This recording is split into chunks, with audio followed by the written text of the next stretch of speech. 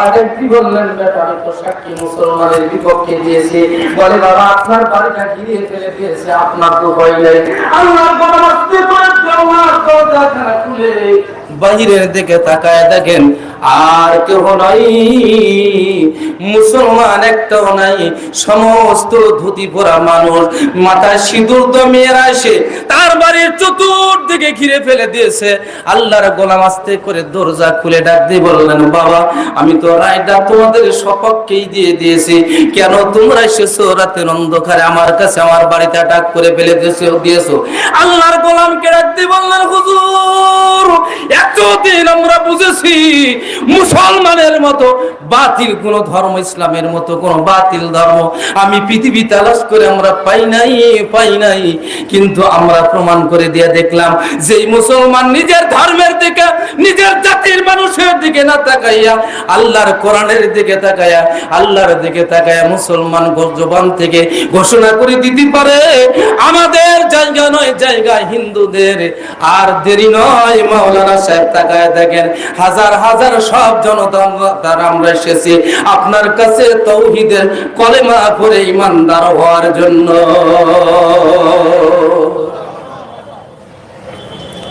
হাজার হাজার জনতারা ঈমানদার হয়ে গেলেন, গোটা ভারতবর্ষে সারা পড়ে গেল। কিসমত মুন্সির কাছে এসে জনতারা, হিন্দুরা ইসলাম কবুল করেছে। যার জমি ছিল, জায়গা ছিল, উনি বললেন, হুজুর শুধু আমি মুসলমান হয়ে ক্ষান্ত হলাম না, জায়গাটা মুসলমানদের মসজিদ বানানোর জন্য দিয়ে দিলাম, এরপরে যত অর্থ লাগবে অর্থ দিব। হুজুর খবরদার আল্লাহর ঘর বানাতে গিয়ে আপনি কোন রকম কারসাজি করবেন না। আমার ভাইয়া, এই জন্য আল্লাহ ইকবাল বলেছেন মুসলমানি আদার গোল, মুসলমানি দার কুতুব। আল্লাহর ওলি বলেছেন, আল্লাহর বান্দা বলেছেন, আল্লামা ইকবাল বলেছেন মুসলমান যারা ছিল তারা মুসলমান বিদায় হয়ে চলে গেছে, আর মুসলমানিত্ব শুধু এই কোরআনুল কারীমের মধ্যে আছে। জোরে বলুন ঠিক না রে? হাইরে মুসলমান, হাইরে মুসলমান, বাবা মুসলমান, দাদা মুসলমান, বেটা মুসলমান, সব মুসলমান। মৌলবী যদি জানাতার নামাজ পড়ায় ওর চাকরি তো একদিনও থাকবে না, তবে আপনাদের বগুড়াতে থাকবে, আমার নওগাঁতে থাকবে না। হুজুর নামাজ না পড়তে পারি, অন্তত হলে ঈদের নামাজটা তো পড়ছি। বলেন তো দেখি, ঈদের নামাজ যে পড়ে সে কি আসলেই প্রকৃতই মনে হয় মুসলমান? পাকা মুসলমান না? টুপি জুব্বার দাড়ি দিয়া মুসলমানি, শুনি কোরআনের বচন, দিও প্রাণের প্রিয়জন, গরু ছাগল এতই আপন, সেই রক্ত তুই হইলি লাল। ঘুম দিয়া কাটাবি রে মন কতকাল, ঘুম দিয়া কাটাবি রে মন কতকাল, ধোকাবাজির ধান্দা দিয়া অসুরে বাজাস না তাল, ঘুম দিয়া কাটাবি রে মন কতকাল। টুপি জুব্বার দাড়িকে আমরা সাইনবোর্ড বানাই নিয়েছি মুসলমান। নবীর সুন্নাতকে যদি আঁকড়ে ধরতে পারতাম, ওই ইমামে আজমের মতো, ইমামে আজম আবু হানিফা রাহমাতুল্লাহ আলাইহি, আল্লাহর বান্দা যখন বাতিলের কাছে মাথা নত করলেন না, এবার তাকে যখন জেলখানার মধ্যে ভরা হলো, তার মালু আর শিখ ধরে দাঁড়িয়ে আছেন, এমন সময় ইমামে আজমের শরীরের ভিতরে এমন জোরে আঘাত করা হলো, ইমামে আজমের মা বলেন, আমার সন্তানের পিছের দিকে তাকায় দেখি জুব্বা মোবারকটা ছিঁড়ে চলে গেছে, জুব্বা ছিঁড়ে ঝরঝর করে রক্ত পড়তেছে। ইমামে আজমের মা সন্তানের চেহারার দিকে তাকাইলেন, মেজাজটা গরম করে ফেলে দিলেন। ইমামে আজম আবু হানিফা রাহমাতুল্লাহ আলাইহিকে মারতে মারতে মারতে মারতে এক পর্যায়ে জমিনের মধ্যে যখন অজ্ঞান করে ফেলে দিলেন, ইমামে আজমের মা বিদায় হয়ে চলে গেল। বেশ কয়েকদিন পরে আবার চলে আসলেন সন্তানকে দেখার জন্য। ওই লোহার শিক কানা ধরিয়া অঝর নয়নের চোখের পানি ছেড়ে দেয়া কান্দে। ইমামে আজম ডাক দিয়ে বললেন, মা, ও মা, তুমি কেন কাঁদো গো মা? কারণটা কি? সেই দিন যেদিন আমাকে প্রথম আঘাত করে তুমি মেজাজটা গরম করে চলে গেলে গো মা। ইমামে আজমের মা ডাক দিয়ে বলে, বেটারে তুমি শোনো, আমি যদি ওই সময় চোখের পানি ছেড়ে দিয়ে কাঁদতাম, তোমার মনটা নরম হয়ে যেত, বাতিলের কাছে তুমি মাথা নত করতে। সারা বিশ্বের মুসলমানগুলো তোমার কিতাব পড়তো আর বাতিলের কাছে মাথা নত করতো। এই জন্য বাবারে, যদি পারিস সেই ইমামে আজম আমার বুকটা ছিঁড়ে কলিজা খানা বের করে দেয়। যতগুলো আঘাত তোর পিঠের মধ্যে করেছে, প্রত্যেকটা আঘাতে আমার কলিজাটা ফেটে গেছে।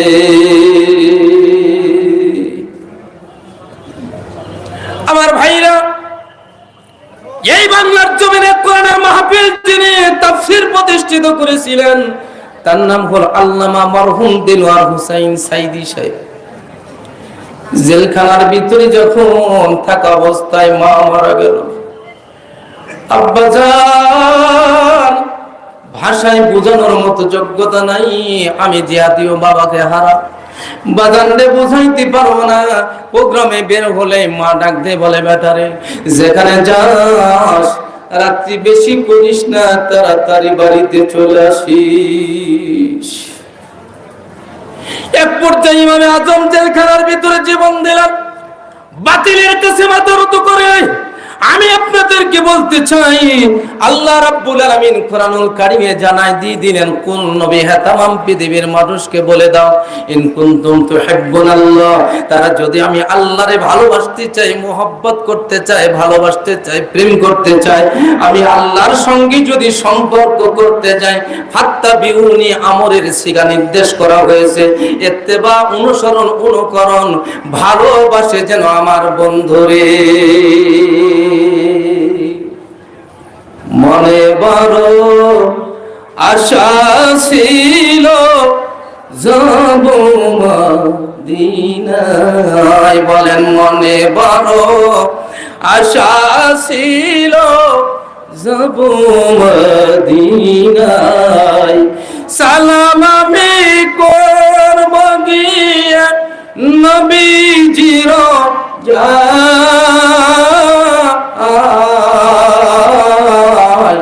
মনে বড় আশা ছিল যাব মদিনায়। বাজান নেওয়ার এই পৃথিবীর জমিন থেকে একদিন বিদায় হওয়া লাগবে আব্বাজান। কবরের মাঝে যখন শোয়াই দেওয়া হবে, 3 নাম্বার প্রশ্ন থাকবে, মান হাজা রাজুলুন আমার নবীউকা। খকিদিগালের প্রশ্ন থাকবে, মান হাজা রাজুলুন, তুমি কি ওই ব্যক্তির ছিল?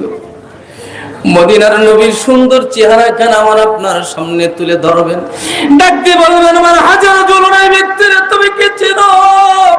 ওই মানুষ যদি বলে হুয়া মুহাম্মাদুর রাসূলুল্লাহ সাল্লাল্লাহু আলাইহি ওয়াসাল্লাম, বলার সঙ্গে সঙ্গে কবরখানা আল্লাহর জান্নাতের বাগান।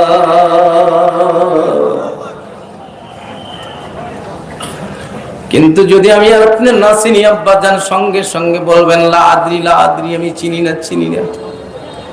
মদিনার নবী ডাক দিয়ে বলবেন, উম্মত রে কেমনে চিনবা? আমি তো তোদের জন্যই উহুদের ময়দানে দাঁত ভেঙে ফেলেছি। কিতাবের ভিতরে আসছে, কিয়ামতের কঠিন ময়দানে আল্লাহ রাব্বুল আলামিন প্রশ্ন করবেন, বন্ধু 1 লক্ষ মতান্তরে আমরা যেটাই বলে থাকি আব্বাজান, কিন্তু আদম সফিউল্লাহ থেকে ঈসা রুহুল্লাহ পর্যন্ত অগণিত পয়গম্বর, প্রত্যেকটা পয়গম্বরের একটা দোয়া ছিল, একটা দোয়া আল্লাহ বলেছিলেন তুমি বলো, সেটা আমি আল্লাহ রাব্বুল আলামিন কবুল করে নিব।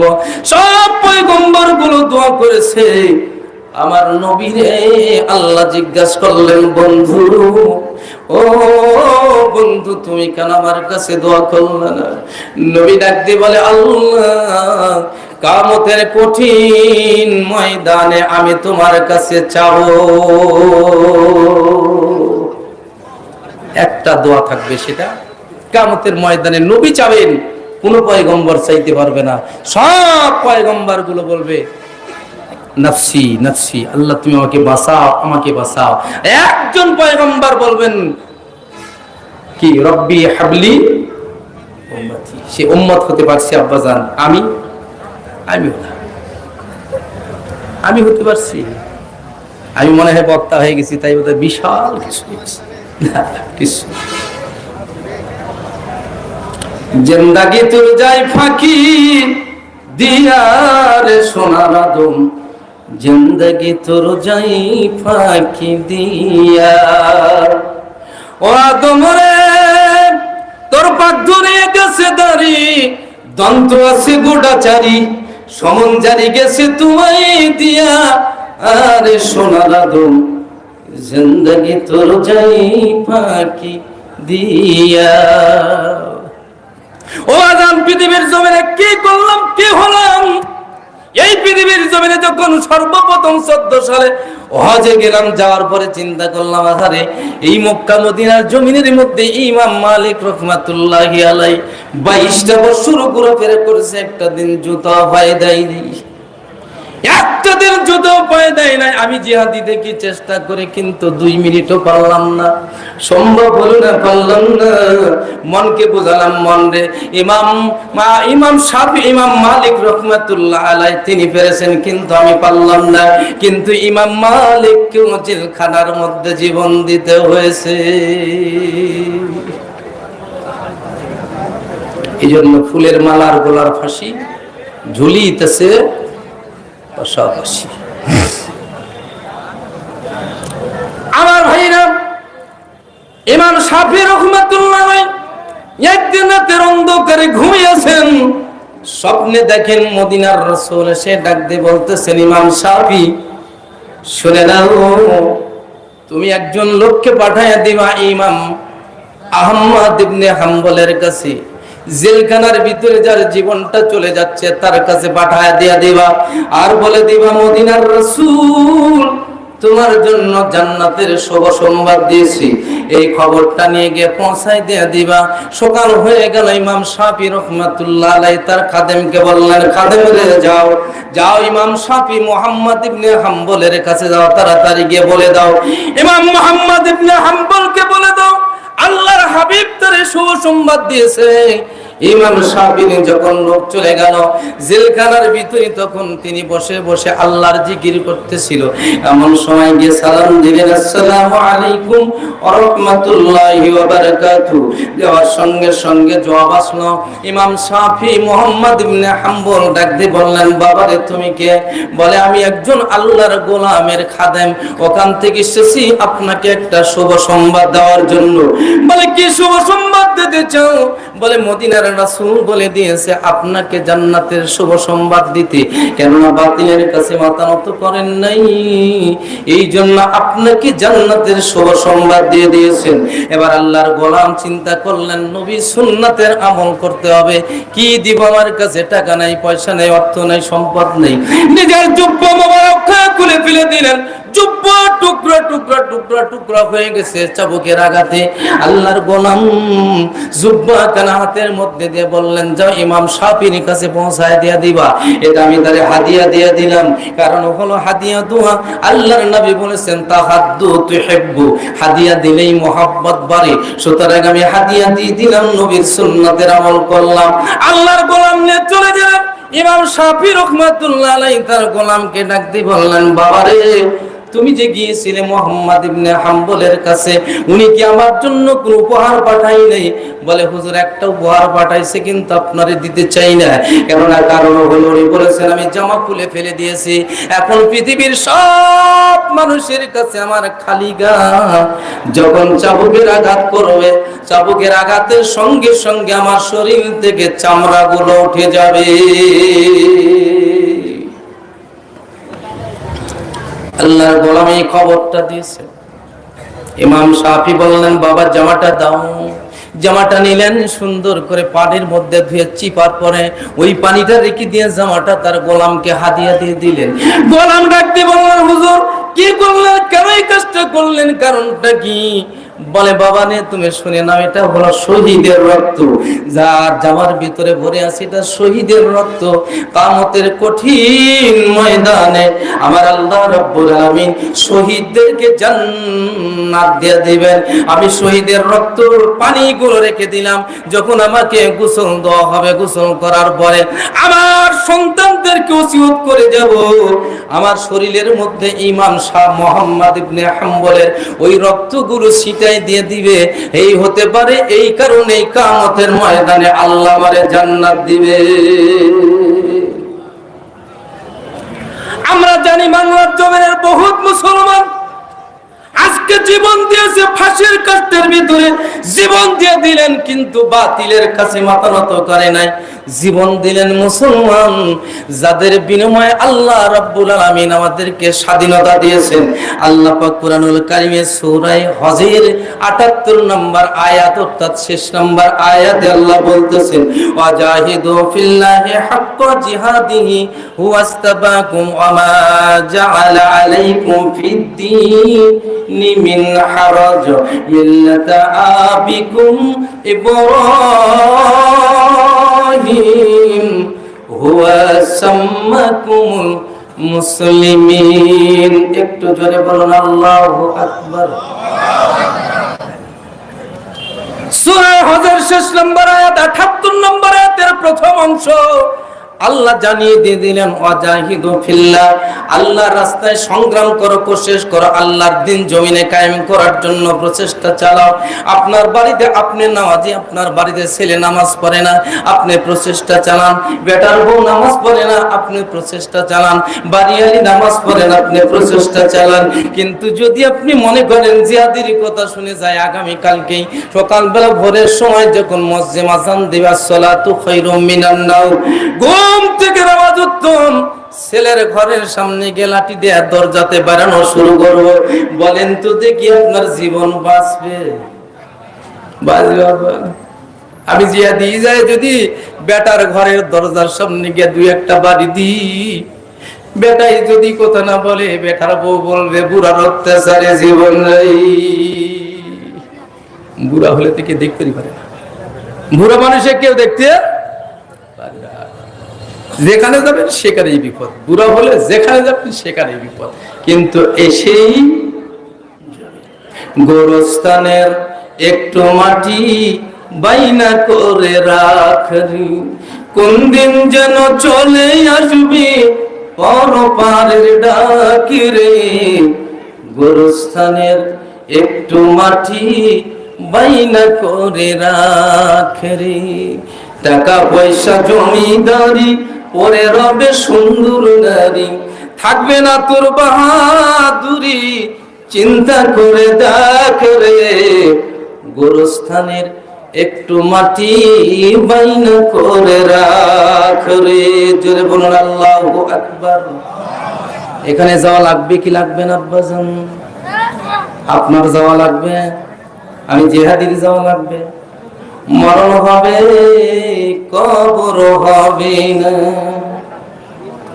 মরণ হবে কিন্তু কবর না হইতে পারে, কবর না হইতে পারে আব্বাজান। হয়তো নদীর মধ্যে ডুবে মরে যাব, বিভিন্ন জায়গায় প্রোগ্রাম করতে হয় আব্বাজান। সমুদ্র এলাকায় চলে যেতে হয়, যমুনা এলাকায় চলে যেতে হয়, নৌকাতে পাড়ি দিতে হয়। হঠাৎ করে তুফান শুরু হয়, নৌকাতে ডুবে মরে গেলাম, আমার জানাজাও নাই, আমার কবরও নাই। কিন্তু আব্বাজান, আল্লাহ রাব্বুল আলামিনের হাবিব বলেছেন, দুনিয়া এবং আসমানের মাঝখানের জায়গাটাই হলো বান্দার কবর। প্রাণ পাখি যাবে ওরে পিঞ্জার হতে, ধরা দামে সবই রবে, তুমি যাবে চলে। প্রাণ পাখির ভূদণ্ড সবই হবে খন্ড খন্ড, ওরে রবে মাটি রুভিতর রে মন আমার, কেন বন্ধ দালান ঘর। একদিন মাটির ভিতরে হবে ঘর রে মন আমার, কেন বন্ধ দালান ঘর। ইয়াউমা লা ইয়ানফাউ মালু ওয়ালা বানুন। জি জি জি, কত বলে? 10টা বাজে যাচ্ছে, 10 মিনিট। হ্যাঁ ইনশাআল্লাহ কালেকশন করলে জি জি জি। ইল্লা মান আতাল্লাহু বিকলবিন সালিম। আল্লাহ বলেছেন অর্থ সম্পদ কোনটাই তোমার কাজে আসবে না, ছেলে কাজে আসবে না, মেয়ে কাজে আসবে না, একমাত্র শুধুমাত্র কেবলমাত্র কাজে আসবে একটাই, সেটা হলো কলবে সালিম। কলবে সালিম গুনাহমুক্ত অন্তর নিয়ে যদি কবরে যান আব্বা যান, আবার মরার পরে আমার কবরের কিনারে আমার ছেলে যেতেও পারে নাও পারে, আমার মেয়ে আমার জন্য দোয়া করতেও পারে নাও পারে, আমার আত্মীয়স্বজন আমার জন্য দোয়া করতেও পারে নাও পারে, কিন্তু আব্বা জান আমি আর আপনি যখন কবরে চলে যাব, কবরের ভেতরে আমার আপনার প্রশ্ন আসবে। নবীজি বলেছেন রাউযাতুম মিন রিয়াজিল জান্নাত আও হুফরাতুম মিন হুফারিন নার, কবর হলো জান্নাতের বাগান অথবা জাহান্নামের গর্ত। যদি আমার আপনার জন্য জান্নাতের বাগান হয়ে যায় তাহলে তো ভালো কথা, আর যদি জাহান্নামের গর্ত হয়ে যায় তাহলে তো বিপদের কথা। প্রিয় নবী মুহাম্মদুর রাসূলুল্লাহ সাল্লাল্লাহু আলাইহি ওয়াসাল্লাম ফতে মক্কা যখন হয়ে গেল, আল্লাহর নবী মক্কার কেন্দ্র কবরস্থান যেটার নাম হলো জান্নাতুল মাওয়াল্লা। হাজী সাহেব থাকলে ভালো চিনবেন, আছে কি নাই বাপজান? হাজী সাহেবের আছেন, জানেন আছে কিনা জান্নাতুল মাওয়াল্লা? দেখছেন হাজী সাহেব আছে এখানে? আছে জান্নাতুল মাওয়াল্লা। এই জান্নাতুল মাওয়াল্লার দুটো যেটা পার্ট আছে ওর ভিতরে আম্মা জান খাদিজাতুল কুবরার কবর আছে। প্রিয় নবী মুহাম্মদুর রাসূলুল্লাহ সাল্লাল্লাহু আলাইহি ওয়াসাল্লাম ফতে মক্কা যখন হয়ে গেল, মক্কা যখন বিজয় হয়ে গেল, আল্লাহর নবী এখানে সেখানে নবীজি ঘুরতে ঘুরতে ঘুরতে ঘুরতে আল্লাহর নবী চলে গেলেন জান্নাতুল মাওয়াল্লার ভিতরে। জান্নাতুল মাওয়াল্লার ভিতরে গিয়া আল্লাহর নবী দুখানা হাত তুলে আসমানের দিকে চোখের পানি ছেড়ে দিয়ে কান্দে। সাহাবীরা বলে হুজুর কার কবরের কিনারায় দাঁড়ায়া কান্দেন গো নবীজি? আল্লাহর নবী বললেন সাহাবীরা শোনো, এই জায়গার ভিতরে ঘুমিয়ে আছেন আমার সন্তান কাসেম, আমার বিবি ঘুমিয়ে আছেন খাদিজাতুল কুবরা রাদিয়াল্লাহু তাআলা আনহা, যাকে আল্লাহ রাব্বুল আলামিন নিজেই সালাম দিয়েছিলেন, যিনি দ্বীনের ব্যাপারে আমাকে সাহায্য যদি না করতো তাহলে আমি রাসূল দ্বীনের দাওয়াত দিতে পারতাম না। সুতরাং আমার বিবি করে ঘুমিয়ে আছে রে সাহাবীরা। আল্লাহর নবী ওখানে গিয়ে দোয়া করলেন। সাহাবীরা বললেন হুজুর আপনি কি মিথ্যার কথা বলে যেতে পারেন নাই? আল্লাহর নবী ডাক দিয়ে বললেন ও সাহাবীরা শোনো শোনো, সাহাবীরা শুনে নাও, কারণ হলো আমার কলিজার ভিতরে আগুন জ্বালাই দিয়েছে সাহাবী। কারণ হলো তোমরা আমার জানো না আমার বর্তমান যেই গুলো বিবি আছে কোন সুখের দিনের বিবি, আর আমার খাদিজাতুল কুবরা হলো আমার দুঃখের দিনের বিবি। আল্লাহর নবী মক্কা জিন্দেগিতে নবীজি দুটি জিনিস যখন আল্লাহর নবী হারিয়ে ফেলে দিলেন, এক নাম্বার হারিয়ে ফেলে দিলেন তার চাচাকে, দুই নাম্বার হারাই ফেলে দিলেন নবীজি খাদিজাতুল কুবরা রাদিয়াল্লাহু তাআলা আনহাকে। খাদিজাতুল কুবরা যখন অসুস্থ হয়ে গেল, আল্লাহর নবী প্রিয় নবী তখন মক্কা কাবা আঙ্গিনার ভেতরে আল্লাহর নবী বসে বসে বসে বসে আল্লাহর কাছে দোয়া করতেছিলেন। এমন সময় আম্মা জান হযরতে খাতুনে জান্নাত ফাতেমা গিয়ে ডাক দিয়ে বললেন বাবা বাবা তাড়াতাড়ি বাড়িতে চলেন, আম্মা বড় সুস্থ হয়ে গেছে। আল্লাহর নবী তাড়াতাড়ি দোয়া শেষ করে দিয়ে চলে আসলেন বাড়িতে। আসার পরে দেখেন খাদিজা আম্মা জান খাদিজাতুল কুবরা রাদিয়াল্লাহু তাআলা আনহা অজ্ঞান হয়ে আছে, জ্ঞান নাই।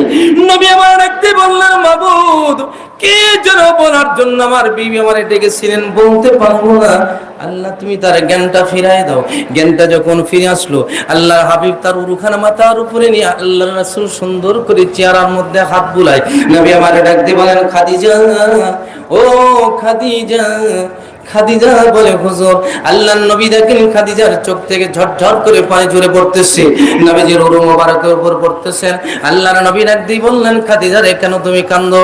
বলে হুজুর এটা হলো আমার শোকের কান্নার কারণ হলো আল্লাহর নবী প্রিয় নবী মুহাম্মদুর রাসূলুল্লাহ সাল্লাল্লাহু আলাইহি ওয়াসাল্লামের উরুখানা আমার জন্য বালিশ বানানো হয়েছে। ইয়া রাসূলুল্লাহ এর চাইতে আর কোনো চাওয়া পাওয়া নাই।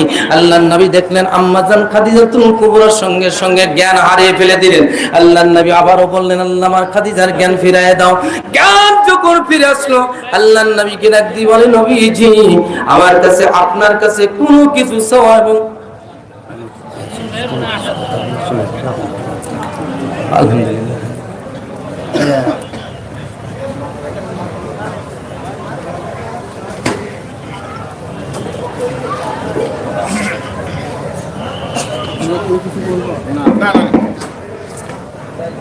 আলহামদুলিল্লাহ আমরা অত্যন্ত আনন্দিত আজকের এই ইসলামী জলসা প্রধান অতিথি কত ব্যস্ততার মধ্যেও আমাদের সময় দিয়েছেন, তাকে খরচ দিয়েছেন।